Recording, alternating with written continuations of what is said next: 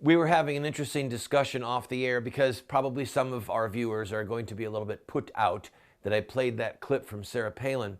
Friends, listen to me. If you watch the secular news, which I hope you do, okay, then you're going to see, and you already have seen, a lot of that. And I have to remember that biblically, in the discussion of sin, there is a difference between cursing and salty language. Let me give you an illustration. I cannot take credit for this. Somebody very dear to me came up with this. And she said to a group of ladies, if someone says to you, you're going fishing in a boat, and someone says to you, I hope you have a hell of a day and you catch a blank load of fish. Is that a blessing or a curse? It's a blessing.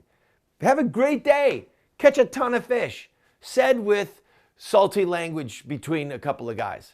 If somebody says, I hope your boat sinks and you barely make it back to shore. Doesn't say any word that would cause any offense with anyone. Was that a blessing or a curse?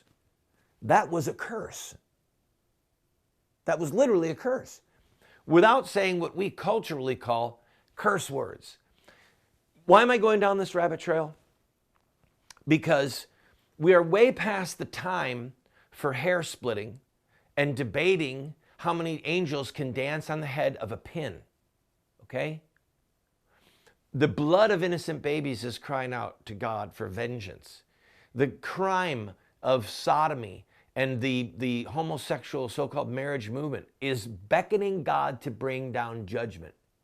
We need to reform this country. We need to get it back. And if you read the book of Ezekiel, you will see some of the most appalling language used by God himself to describe the whoredoms of Israel. Okay? So God himself using very salty language that most people would never use in mixed company. We're past having feigned outrage over this stuff. We're past it. And do I trust Donald Trump, the man who says 2 Corinthians? Listen, this is my point. I've been in the church preaching, speaking publicly, doing Bible studies, preaching in pulpits for almost 40 years. Okay, I started preaching as a teenager. And I've heard people say, turn with me to 2 Corinthians blank. So what that he said 2 Corinthians as opposed to 2 Corinthians? Who cares? It's much to do about nothing. All right? They want to embarrass Trump. They want to take away his credibility. That's what it's all about. And here's why Sarah Palin's endorsement of Trump completely altered the balance of power. Sarah Palin is the Christian equivalent of a rock star. And if she says it's okay to stump for Trump, I'm going to do it.